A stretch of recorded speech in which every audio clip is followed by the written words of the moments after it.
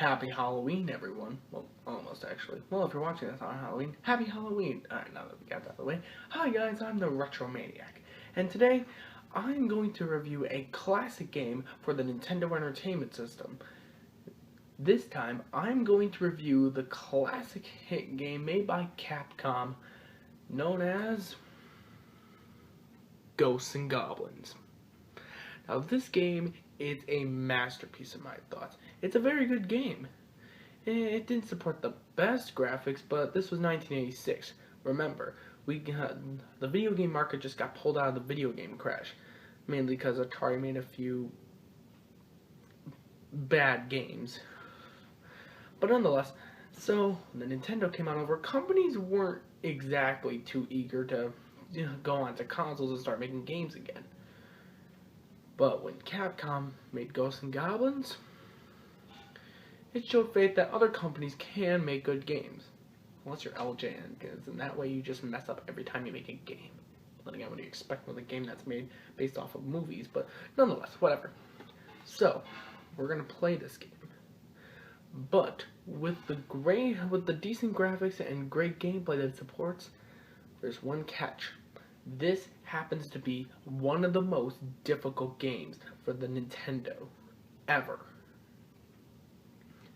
Heck, I even consider it one of the hardest games of all time, mainly because I'm pretty sure in the arcade version you're at least given like armor, because in the game you get armor and that supports your life. But in the game, I've rarely found extra life. But maybe, if I manage to just get all the skills I have gotten throughout my entire life from playing video games, maybe I can beat this game. And that's what I hope to do. It's time. Let us begin the review of Capcom's Ghosts and Goblins. Oh, and on a plus note, before we begin, I forgot to mention, don't worry, the weird light that's down there by my crotch is not the only bit of Halloween decorations. I begged and pleaded my manager for as much money as this show has ever made to finally get some good Halloween decorations.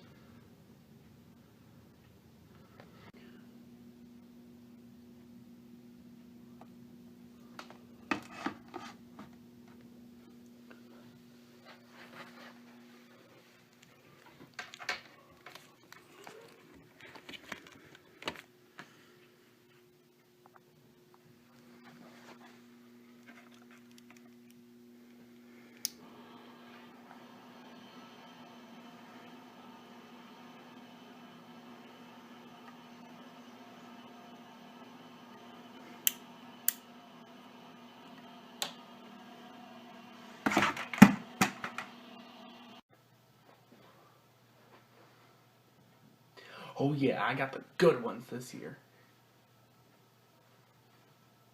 Let's just begin the game review. Alright guys, so let's begin. The game starts off with you and this princess chick who look like they just got done having sex in a cemetery, and the devil takes her away. So now it's up to you, as Sir Arthur, to go and save her. You start off with a javelin, which goes in a straight line and kills pretty much whatever's in sight.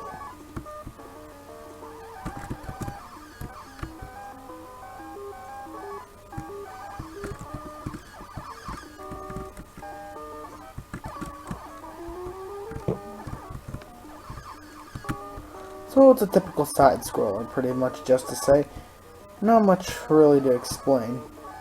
Go from left to right, kill all the enemies, get any bonus prizes like money or whatever, and you get points.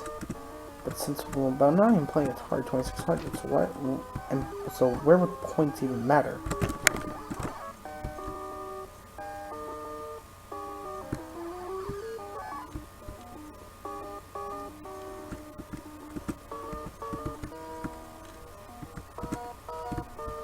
I'm probably only going to be able to do the first two levels because I just played this before I started this review, And let me tell you, there is not a single chance we have of being able to get through this part. It's way too difficult, so I'm going to save myself the frustration, and I'm probably going to be able to only do the first 2 levels. I don't think I'll even be able to beat the second level. Oh, crud. I do not want that weapon, but I have to because it's in the way. I mean, now it's time to do a little bit of ghost busting.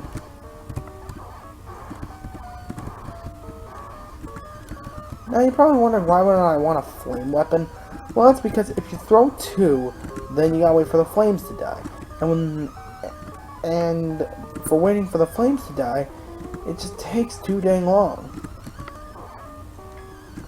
And with the relentless onslaught of enemies like this, I really have no choice. I guess you could say I fight fire with fire. So I made it through anyway. Oh well. I should beat this a lot faster than I did when I was just playing it a few minutes ago before I made this. Alright, level 2. Level 2 starts off on all these blue platforms with a bunch of weird little demons. Just gotta keep jumping and running. Watching out for piranha plants, I guess.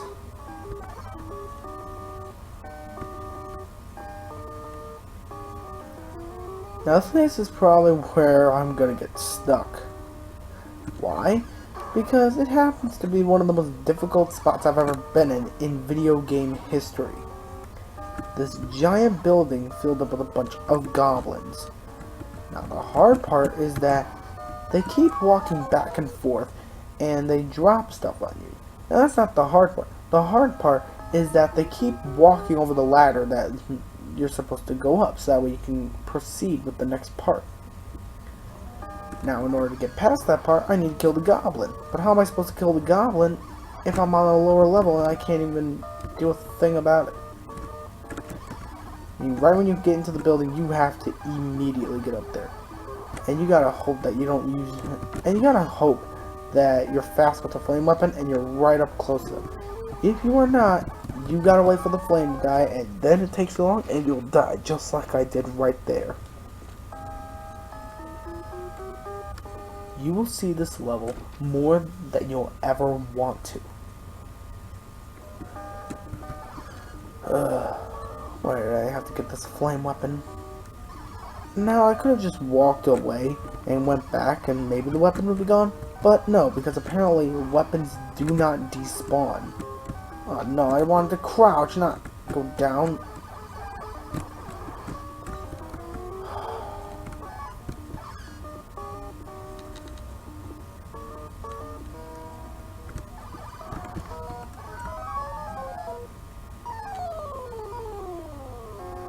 Yeah, I got a game over, but at least I have unlimited continues, and it starts me off at the last checkpoint. Now, there's something messed up about this. Now, I can clearly see where the checkpoint was, which was for the first level, which was by the forest. That's okay, but why couldn't the next checkpoint be in front of the building that I'm going through right now? Because this building pretty much is a blockage. I will never get past it, and it won't ever let me pass.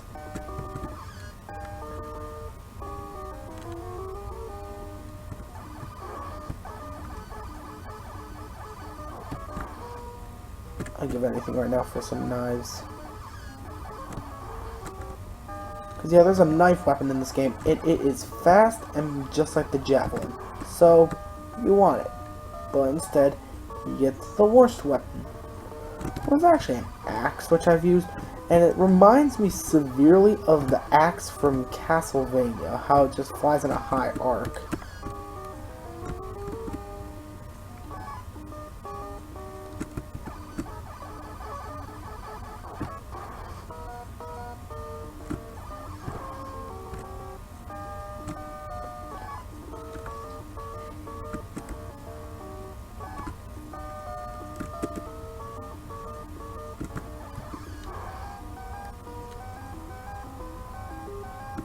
Alright.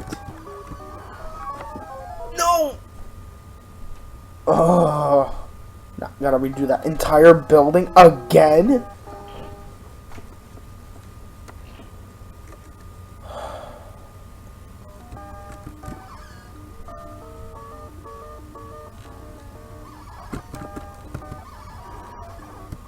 Get away from me, you demon babies.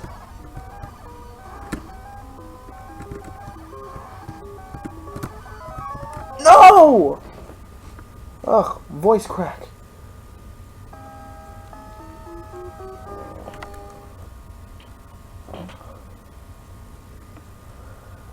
This is going to take a lot longer than expected.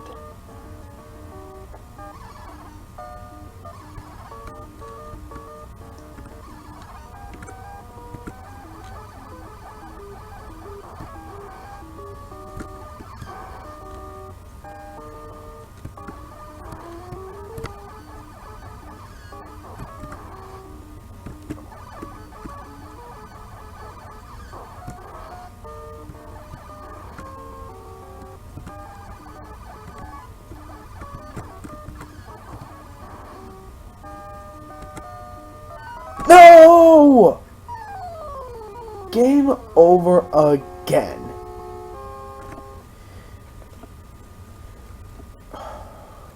You know, I'll give it. I'll do it one more time. One more run.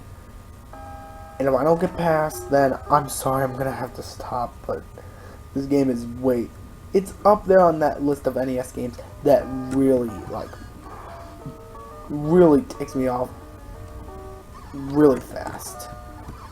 This, along with Castlevania, Mega Man, and Ninja Gaiden.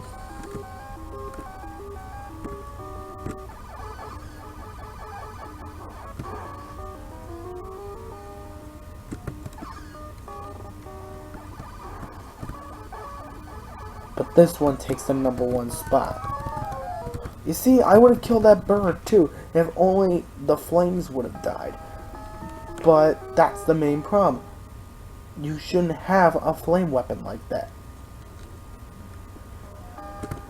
So now I gotta go from here through the building again. Dodging these demon babies. Oh!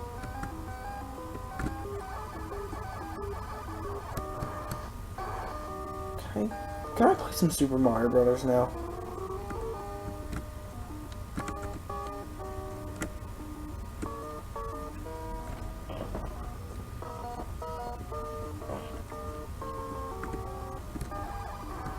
Here's my preferred method. Kill them while they're right here. Because if you try what I used to do, which is try killing them while going through all that, you will surely die. Alright, final life. Here I go. I'm gonna win this. I'm gonna get through that building, whip through all these levels, and get to level 6. There is no stopping me now.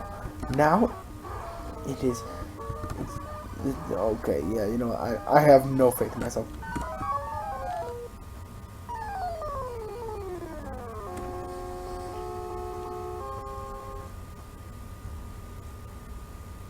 I am the greatest gamer on the planet. But no, I'm not playing this anymore. I'm sorry. I'm gonna have to cut this one early. But to basically give you a skim down of what happens later, basically, here's the run through. There are tons more levels with more hard bosses, like a dragon and the devil himself.